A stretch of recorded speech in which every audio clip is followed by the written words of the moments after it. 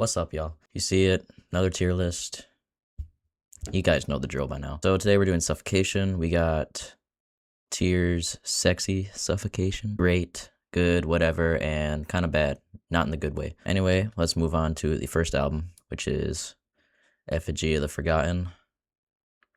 It's pretty good, I'm gonna say myself. Effigy of the Forgotten for me is just a solid, just first album for any band. For Suffocation, I would say just hits right there. It's actually not terrible production for a 90s death metal album, especially for a first album. And there's great songs on here. You have Liege of Inveracity, the title track, Infecting the Crypts.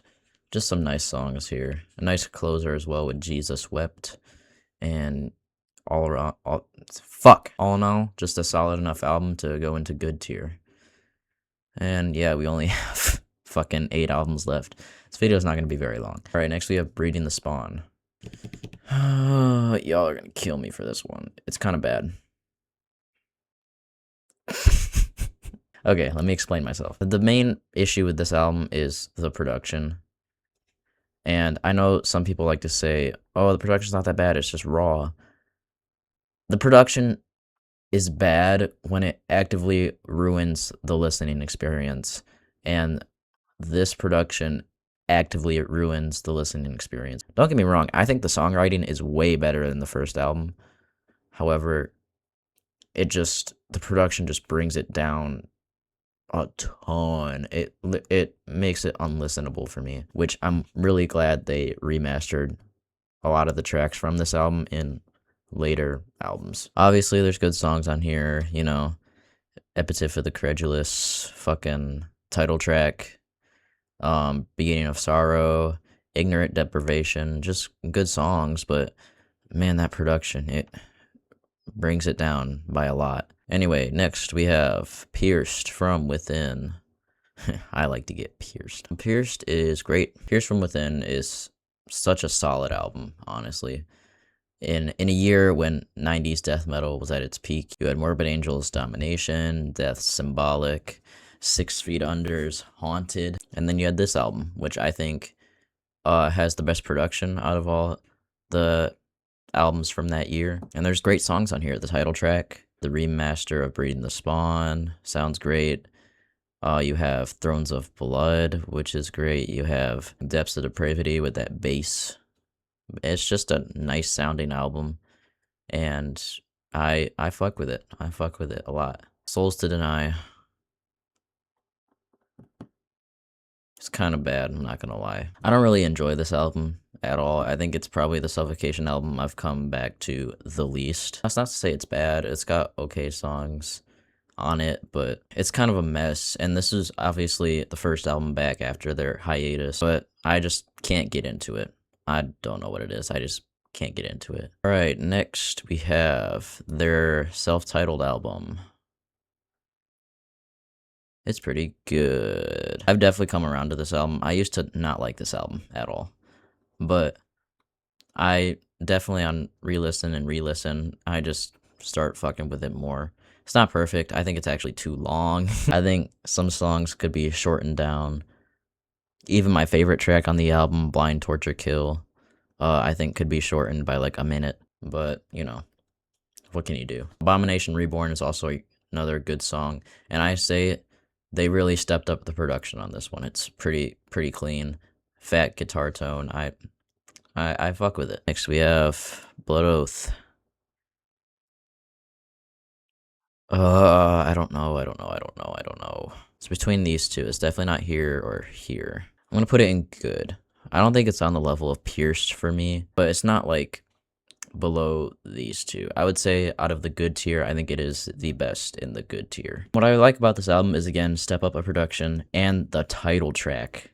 The title track on this album is one of my favorite death metal songs of all time. It's just fucking sick. There's also other songs like Dismal Dream that sound pretty nice. An issue with this album, however, is like the last one, it kind of drags on a little bit too long. I think it could be shortened by a little bit. But other than that, you know, it's a nice, solid, good album, which is why I was really tempted to put it up here. In fact, now that I'm thinking about it, I'll put it in great, but it's definitely not on the same level as Pierced from Within. If we were like ranking these by slot, which I'm not doing because that would take too long. This, I would say Pierced is miles better than this. And if there were any other albums that go in this tier, they would be above this. This is like the bottom of great tier. Anyway, moving on. Pinnacle of Bedlam. Sexy Suffocation, baby. Oh, I love this album. It's so good. Freaking, the production is the best they've ever had. Not even a contest. Frank Mullen, while he's starting to drift off into not sounding great territory, still sounds freaking amazing. There's so many amazing songs on here, with Cycles of Suffering opening the album and unfortunately being the best track. It is unfortunate because there are so many other great songs, especially Rapture of Revocation, which I think has my favorite Suffocation moment. Now, I can't play the album version, obviously, because I'll get copyrighted, so here's this.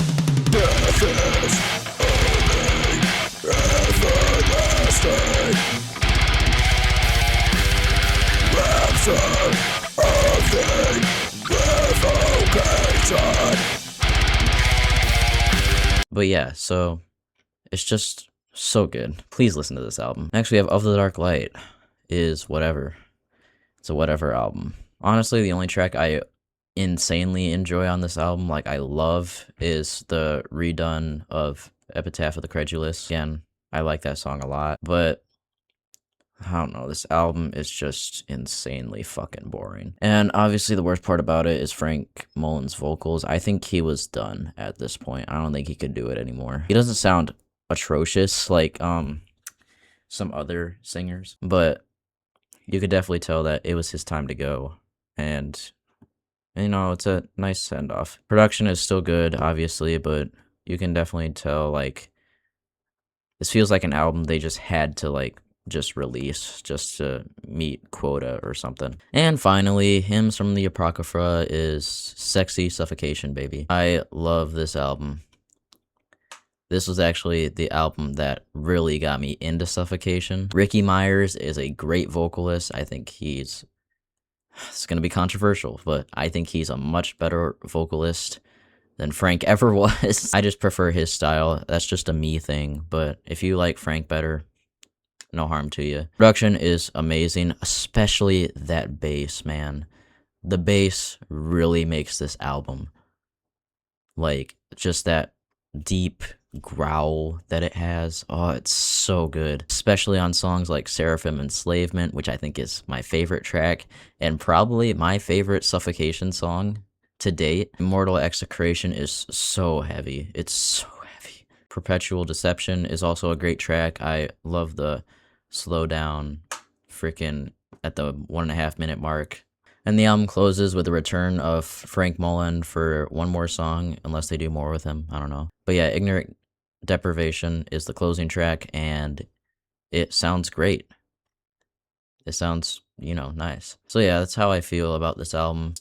Go listen to it. It's just great death metal, especially in this year. 2023 was an amazing year for death metal. Freaking all these legacy bands releasing great shit. So yeah, this is my Suffocation tier list. You know, give me content ideas. I need them.